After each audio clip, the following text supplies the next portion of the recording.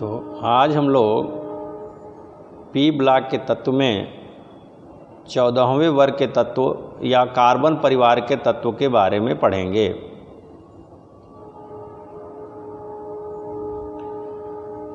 Carbon परिवार में carbon, silicon, germanium, tin, lead तथा फ्लेवोरियम है। ये भी नए तत्व की खोज हुई है, फ्लेवोरियम। अभी इसके यौगिकों के बारे में या इसके गुणों के बारे में अभी विस्तृत जानकारी नहीं है। शेष तत्वों के बारे में जानकारी है, उसी की चर्चा हम लोग विशेष रूप से यहाँ पर करेंगे। तो कार्बन, सिलिकॉन इसमें अधातु है, जर्मेनियम उपधातु है, जबकि टिन तथा लेड धातु हैं। ये तो सामान्य परिचय 14वें वर्ग के तत्वों के बारे में था। अब कार्बन परिवार के तत्वों के लक्षण क्या हैं, विशेषताएं क्या हैं या अभिलक्षण क्या है, इसकी हम लोग चर्चा करेंगे। तो सबसे पहले इलेक्ट्रॉनिक विन्यास, इलेक्ट्रॉनिक कॉन्फ़िगरेशन। तो जैसा कि हम लोग जानते हैं कि अगर किसी भी 14वें वर्ग के किसी तत्व का इलेक्ट्रॉन विन्यास किया जाए तो अंतिम कोष में 4 इलेक्ट्रॉन आता है, और ऑफ बाउंड नियम से इलेक्ट्रॉनिक विन्यास हम करते हैं तो अंतिम कोष के यस और पी उपकोष में क्रमशः 2-2 इलेक्ट्रॉन होते हैं।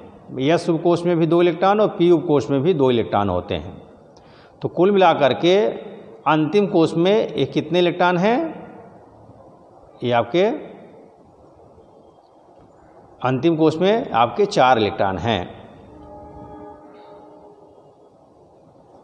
ठीक है, तो इस प्रकार से हम कह सकते हैं कि इनका समान इलेक्ट्रॉनिक विन्यास क्या है? NH2 NP2। मतलब यस उपकोष में 2 इलेक्ट्रॉन, अंतिम कोष के यस उपकोष में 2 इलेक्ट्रॉन और पी उपकोष में 2 इलेक्ट्रॉन होंगे। चाहे जहाँ भी देखिए 2s2 2p2, 3s2 3p2, 4s2 4p2। इस प्रकार से हम इलेक्ट्रॉनिक विन्यास करेंगे तो लास्ट वाले कोष के में यस उपकोष में 2 इलेक्ट्रॉन और पी उपकोष में जो है 2 इलेक्ट्रॉन आप देखेंगे। ठीक है, तो इस प्रकार से हम कह सकते हैं इनका समान इलेक्ट्रॉनिक विन्यास क्या है? NH2 और NP2 होता है। अगर उपलब्धता की बात करें, अवेलेबिलिटी की बात करें, तो भूपर्पटी पर सिलिकॉन जो है लगभग 26% और कार्बन लगभग 0.1% ये पाया जाता है। भूपर्पटी पर पाए जाने वाला सिलिकॉन जो है सबसे अधिक पाए जाने वाला दूसरा तत्व है। पहला ऑक्सीजन का है, दूसरा आपका सिलिकॉन का है, जबकि कार्बन का स्थान जो है वो 17वां है। केवल कार्बन मुक्त तथा संयुक्त दोनों अवस्थाओं में पाया जाता है। कार्बन मुक्त अवस्था में पाया जाता है और संयुक्त अवस्था में भी पाया जाता है। जैसे कार्बन आप देखिए कोयले के रूप में, हीरा आपका है, ग्रेफाइट है, तो ये मुक्त अवस्था में पाए जाते हैं। जबकि जैसे कैल्शियम कार्बोनेट है, कार्बन डाइऑक्साइड है, ये क्या है? संयुक्त अवस्था है। तो ये मुक्त अवस्था तथा संयुक्त दोनों अवस्थाओं में ये पाए जाएंगे, जबकि अन्य जो है संयुक्त अवस्था में पाए जाते हैं। मतलब अन्य जो है मुक्त अवस्था में नहीं पाए जाते, किसी न किसी यौगिक के रूप में ये पाए जाते हैं।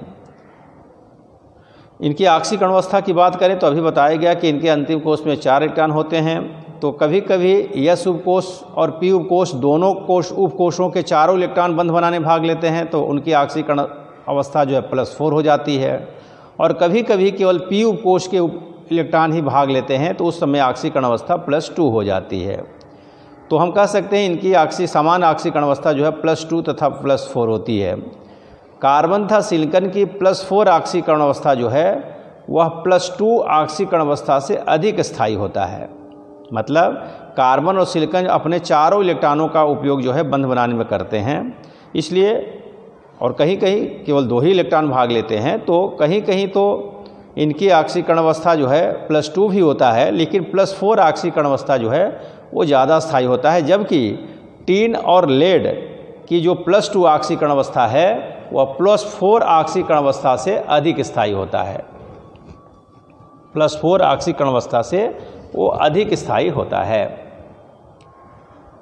देखिएगा, क्योंकि अक्रिय युग्म प्रभाव के कारण, हम लोग अक्रिय युग्म प्रभाव इसके पहले पढ़ चुके हैं। अक्रिय युग्म प्रभाव का मतलब होता है कि जब आवर्णी प्रभाव कम लगता है तो यस उपकोष के इलेक्ट्रॉन जो है वो नाभिक के साथ मजबूती से बंधे होते हैं तो उस समय केवल पीयू उपकोष के इलेक्ट्रॉन ही बंध बनाने में भाग लेते हैं, एस उपकोष के इलेक्ट्रॉन बंध बनाने में भाग नहीं लेते हैं। तो इस प्रभाव को हम अक्रिय युग्म प्रभाव कहेंगे। अगर मान लिया जाए एस उपकोष का इलेक्ट्रॉन बंध बनाने में भाग नहीं लेगा तो पी उपकोष का इलेक्ट्रॉन केवल बंध बनाने में भाग लेगा, तो मतलब केवल 2 ही इलेक्ट्रॉन भाग लेगा बंध बनाने में। इसलिए उनकी ऑक्सीकरण अवस्था जो है वह +2 जो है वो ज़्यादा स्थायी होता है +4 के अपेक्षा। इनके +2 और +4 ऑक्सीकरण अवस्था का स्थायित्व का क्रम इस प्रकार है। देखिए, अब +2 ऑक्सीकरण अवस्था का क्रम देखा जाए तो कार्बन की जो +2 ऑक्सीकरण अवस्था है सबसे कम स्थायी है, जबकि लेड का जो है सबसे ज़्यादा स्थायी है। और अगर +4 ऑक्सीकरण अवस्था की बात करें तो कार्बन की +4 ऑक्सीकरण अवस्था सबसे ज़्यादा स्थायी है, जबकि लेड की +4 ऑक्सीकरण अवस्था जो है वह कम स्थायी है। वह अक्रिय युग्म प्रभाव के कारण ऐसा है।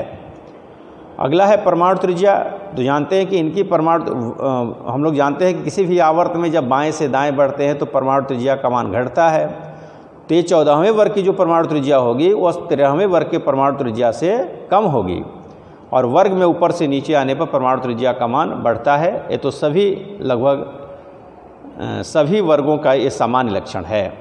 श्रृंखलन, कैटेनेशन, बहुत इम्पॉर्टेंट। कैटेनेशन का मतलब होता है कि किसी तत्व के अनेक परमाणु जब आपस में मिलकर के चेन बनाते हैं, श्रृंखला बनाते हैं। एक ही तत्व के अनेक परमाणु जब आपस में मिलकर के चेन बनाते हैं, श्रृंखला बनाते हैं, तो तत्व के इस गुण को हम कहते हैं श्रृंखलन या कैटेनेशन कहते हैं। अब यह श्रृंखलन का जो गुण होता है वह आबंध या बॉन्ड एनर्जी पर डिपेंड करता है। जिसकी आबंध ऊर्जा अधिक होती है उसमें श्रृंखलन का गुण भी अधिक पाया जाता है, अर्थात ऐसे तत्वों के अनेक परमाणु आपस में जुड़ करके श्रृंखला बनाने का गुण प्रदर्शित करते हैं। तो पूरे आवर्त सारणी की अगर हम बात करें, इस वर्ग की तो बात करेंगे ही, पूरे आवर्त सारणी की बात करें तो कार्बन की आबंध एंथैल्पी सबसे अधिक होती है, इसलिए कार्बन में कैटेनेशन का गुण जो है सबसे अधिक होता है, श्रृंखलन का गुण सबसे अधिक होता है। और इसी गुण के कारण आज कार्बनिक यौगिकों की संख्या अकार्बनिक यौगिकों की संख्या से बहुत ही अधिक है।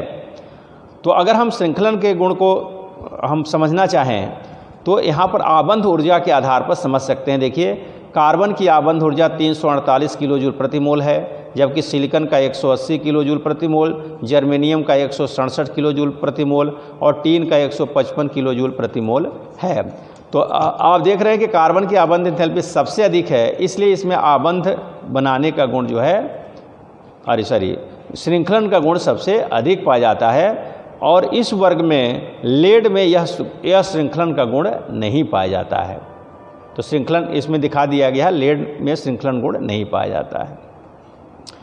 अगला है आपका अपरूपता, एलोट्रॉपी। अपरूपता का मतलब होता है जब एक ही तत्व के भिन्न भिन्न रूप होते हैं। जब एक ही तत्व भिन्न भिन्न रूपों में पाया जाता है तो उन भिन्न भिन्न रूपों को हम अपर रूप कहते हैं और तत्व के इस गुण को हम अपरूपता कहते हैं। अब हम लेड को छोड़कर सभी वर्ग, इस वर्ग के सभी तत्व जो है अपरूपता प्रदर्शित करते हैं। लेड में यह गुण नहीं पाया जाता। कार्बन के 2 अपरूप होते हैं, क्रिस्टलीय और अक्रिस्टलीय। कार्बन के क्रिस्टलीय जो रूप है वो आपका है डायमंड, ग्रेफाइट, फुलरिन इत्यादि है, जबकि अक्रिस्टलीय रूप जो है वह आपका काजल है,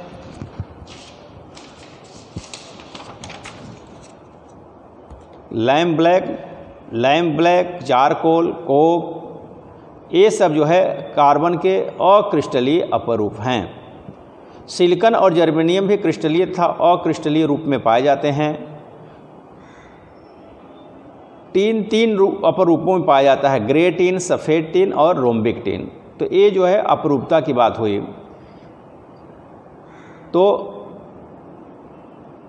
अभी हम लोग केवल इसे जो कार्बन परिवार के तत्व हैं इनके केवल अभी भौतिक गुणों के बारे में अभी हम लोगों ने देखा। अब रासायनिक क्रियाशीलता या रासायनिक गुणों की चर्चा हम लोग अगले वीडियो में करेंगे। Thank you.